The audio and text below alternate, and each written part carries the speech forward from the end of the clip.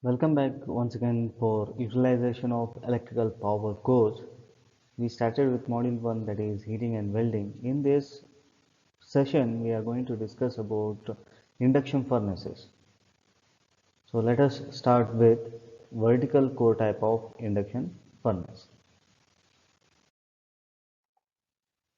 Vertical type induction furnace is also called as Azek's vat furnace. Here in this furnace, it employs the vertical channel.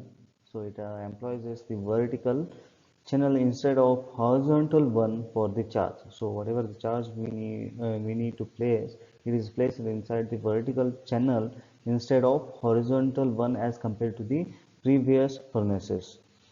The conventional current keep circulation in the molten metal. So once we give a supply to the primary winding, so the current will be induced in these charges. So due to the transformer principle, once we give the current to the primary winding, the current will start to flow through the primary winding. Due to that, the flux will be created by the primary winding, which will induce, these flux will induce in the charges. Okay, so once the flux created by the primary winding links with the charges, the EMF will be induced in these charges. Due to that induced EMF, the current will start to flow through these charges. So once the current start to flow through the charges, the whatever the charge in sense, we are going to place some metal pieces inside this furnace. So the current is starting to flow through these metal pieces. So due to that, at a certain point, what will happen, the metal pieces will start to um, convert into the molten metal. So this is how the vertical core type of furnace works. So what is the main advantages of having this type of furnace over the remaining furnace is that the secondary contact of this charge is very narrow. So small amount of charge is sufficient to make the secondary as a short circuit. Whereas in case of previous furnaces, it is highly impossible, it is difficult to continue the short circuit of the secondary circuit. But in case of a vertical core type of induction furnace, so small amount of charge is sufficient to make the secondary short circuit. So let us see the remain.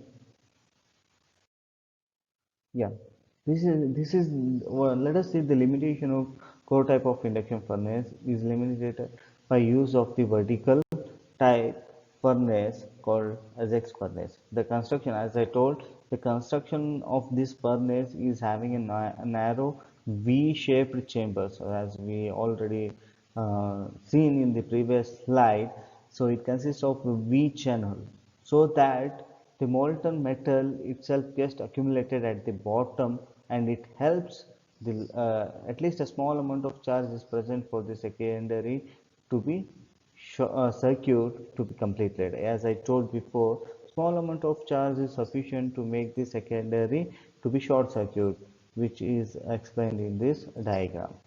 Okay. Yeah. So when operation of vertical type of induction furnace, the primary inductor coil is connected to the AC supply. So once we give a supply to the primary winding, what will happen? An electromagnetic field will be created by the primary winding, so which will induce in the charge. So the charge are nothing but our metal pieces which we placed inside the uh, furnace chamber. So the metal now acts like a short circuited secondary and carries the induced current. So once the flux cuts those magnetic pieces, the current will start to flow through those metal pieces. Due to this, the high amount of heat will be generated in the V-shaped portion, as it has the highest resistance due to the small narrow section. Due to the small narrow section, so the highest amount of heat will be created at the V portion of the furnace. This heat is rapidly distributed to the metal with the help of convection current and by the electromagnetic force. So once the heat is produced at this V portion of the furnace, so that heat will be rapidly distributed to the metal pieces with the help of conventional current. The heat ultimately results into the melting of these metal pieces. So in this way, we are going to convert the raw metal pieces to the molten metal.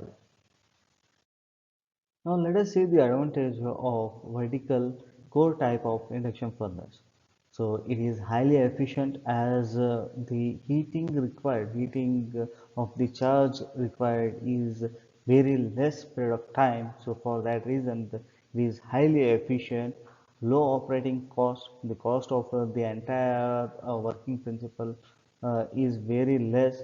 Temperature can be controlled very easily, and it has high power factor as compared to the remaining furnaces. Now, let us start with another type of induction furnace. As we know, there are three types of induction furnace. One is a core type, coreless type, and vertical type. So we already discussed about the core type and vertical type of induction furnace. Now we will move to the next induction furnace, that is coreless type induction furnace.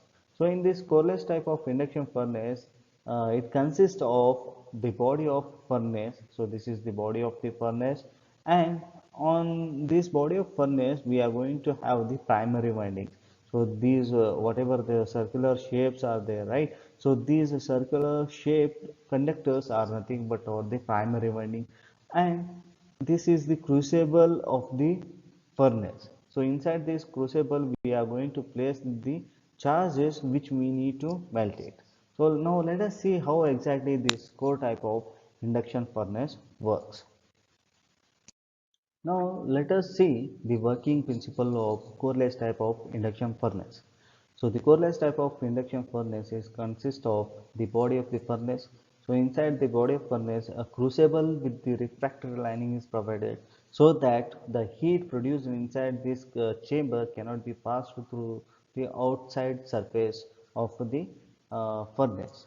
So after that, in the body of this furnace, which consists of the primary windings like this. So this is the schematic representation of the primary windings, how you are going to wound on the crucible. So the primary windings are wounded in a circular fashion on the crucible, and the special arrangement is given for the primary winding such a way that a cooling system is provided over here. So these primary windings are in hollow shape so that the water can be passed through these primary windings. So the water will be passed from this top portion of the primary winding, and it will circulate through this primary winding, and it will exit through the bottom of this primary winding. So as we know, the primary winding will produce lot amount of heat, so we need to limit that heat. For that reason, the cooling system is provided. So these are the metal pieces which we are going to place inside the chamber. These are the raw materials, so which we need to convert into the molten metal, right? So for that reason, a high frequency AC supply is given to the primary winding. So due to that, the flux will be created around the primary winding. So some amount of this flux will induce to the metal pieces which are placed inside the chamber. So once the flux induces in to these metal pieces, an eddy current is induced. So due to this eddy current, now current will start to flow through the metal pieces. Once the current start to flow through the metal pieces, at certain period of time, these metal pieces will be converted into the molten metal. So in this way, we are going to convert the raw metal pieces to the molten metal with the help of high frequency AC supply. So this high frequency AC supply will be given to the primary winding. So once we give the high frequency AC supply to the primary winding, the flux is created. These flux will induce into the metal pieces. Those are nothing but metal pieces are nothing but our raw materials. So once that the induced EMF will be induced, So due to that, the molten metal will be converted into metal pieces. Now let us see the process, how it will take place in the industries. First, we'll collect the scrap metals which we need to melt it, and these scrap metals are poured inside the induction furnace. But we need to have the mold, whatever the raw material we need to produce, we need to have the mold of that, right? So in this process, we are going to use the nuts as the mold. Okay, so whatever the raw material at last we want, it is in the form of nuts, some form of nuts. So after that, after heating the scrap metal pieces inside the induction furnace, so we are going to pour the molten metal inside this mold. Okay, so once we pour the molten metal inside these mold, so it will be, next process is what, we need to cool this molten metal so that it can take the form of nut. So it takes a certain period of time to cool this molten metal. So this is how the entire process takes place, induction casting process. Okay, as I told, the core type of induction furnace consists of three parts. One is primary coil, ceramic crucible, and frame. As we know, as its name itself suggests you, it is an coreless. So there will be no core present in this furnace. So the primary winding is fed to the high AC supply frequency, and eddy current, due to this eddy current will be induced in the charge. Once the eddy current is induced, the eddy current produces the heat in the charge. So this heat is produced mainly due to what, high frequency AC supply. So the high frequency, this high frequency increases the resistance due to the skin effect and resulting in the primary copper loss. As we know, there is a no magnetic core present, which results in the low power factor. So which is the disadvantage of, mainly disadvantage of coreless type of induction furnace is what, it does not have any core over here. So due to this no core present in the furnace, which results in the low power factor, which can be improved with the help of static resistance R. Now let us see what are the uses of a coreless type of induction furnace, where we are going to use in steel production, molten non-ferrous metals, and electronic industries. So these are the very major industries where we are going to use this process. The advantages of having a coreless type of induction furnace are, it is a simple method to control the entire process. Semi-skilled laborers can handle the operation, require less space, easy to maintain, controllable by electric clock or else by oxidation, can be used very low cost, economical. It is very economical as compared to the other kind of furnaces. Precise control of power can be taken place for here. Low melting point, the melting time required for the metal piece is very low as compared to the other furnaces. Now let us see the next topic, that is requirement for good electrode material.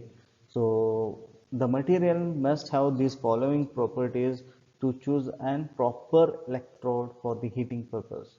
It should be a good conductor of electricity. So we need to take into consideration that it should have good conductor for the electricity.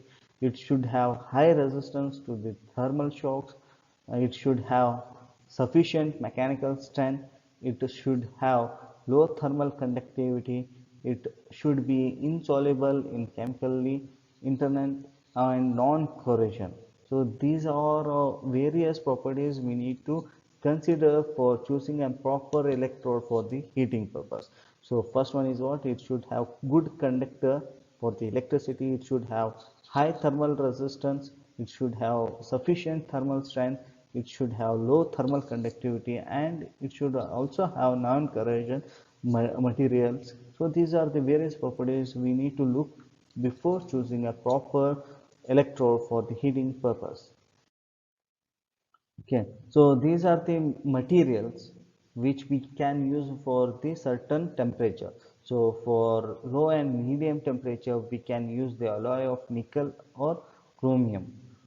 And for high temperature, that is above 1150 degrees Celsius, we can use these materials for the heating purpose: graphite, tungsten, silicon carbide. So these are the various material we can use for our electrodes.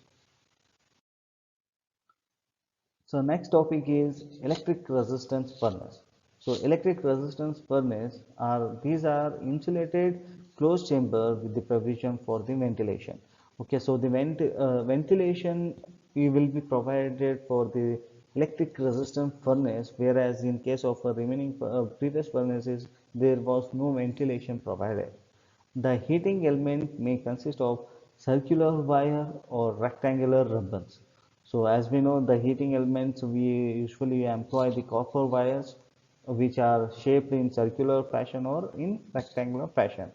The heating element placed either on the top or side of the oven. So we can place the heating element on the top of the oven or on the side of the oven, so that we can heat the required charge, and the charge is placed inside the heating chamber. Next topic is temperature control of heating furnace. So how we are going to control the temperature, that also plays a vital role in the furnace. So the furnace temperature can be controlled by the various parameters. By controlling the voltage, we can control the temperature of the furnace. By increasing or the decreasing the resistance, we can control the temperature of the furnace. And time can be controlled by turning on and off of the furnace. So for certain period of time we are going to turn on the furnace, and for a certain period of time we are going to switch off the furnace, so that the temperature of the furnace will be reduced gradually. So in this way we can control the temperature of the heating furnace mainly by three methods: by increasing or decreasing the voltage value with the help of tapped transformer, by increasing or decreasing the resistance value, and by turning on and turning off the furnace operation, we can control the temperature of the heating furnaces. And let us see the losses of having a furnace. Beside raising the temperature of charge, the heat energy is lost by the following operation. So by rising the temperature, there are chances that the temperature, whatever the temperature produced by the furnace, can be lost by the following operation. One is what? The rise in temperature of furnace. Second one is in rising the temperature of container or the carrier, heat conducted through the wall, escapement of the heat due to the opening of the door. Okay, so the heat can be lost by these various operations. First one is what? By rising the temperature of the furnace, the heat can be lost over there. By increasing the temperature of the container, by increasing the temperature of container, heat can be lost over there. And heat is dissipated through the walls also. Once we open the door of the furnace, that time also heat can be lost over there. So these are the various by these various operations, the heat energy can be lost. Thank you all. So if you have any doubt in the induction furnace, you are free to ask. Thank you.